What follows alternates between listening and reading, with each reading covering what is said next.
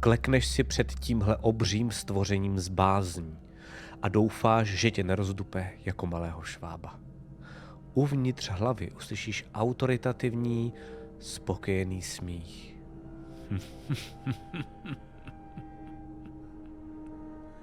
A pak uvidíš spousty obrazů najednou. Jakobys na chvilku byl jím, jakobys na chvilku byl Bůh. Bůh smrti, kterému se rozhodli místní druidi před 1000 lety postavit a vyhráli. Nebo alespoň to si ze začátku mysleli, když došli k nesmrtelnosti. Nesmrtelnosti, která se zdála požehnáním, ale postupně se stala prokletím. Z 1000 obyvatel se za ta léta staly jen polomrtvé stíny.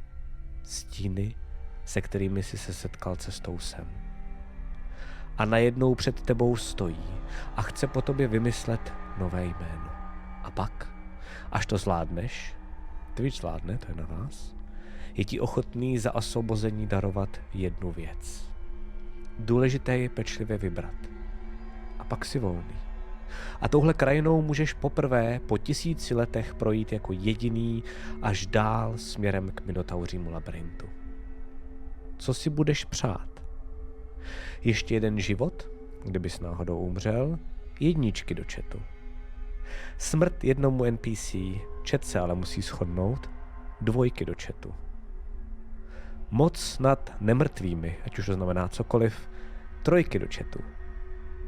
4 do chatu, něco dalšího, ale chat se musí jednohlasně shodnout, jinak to bude tak, že se dlouho rozhodujete a přání propadne.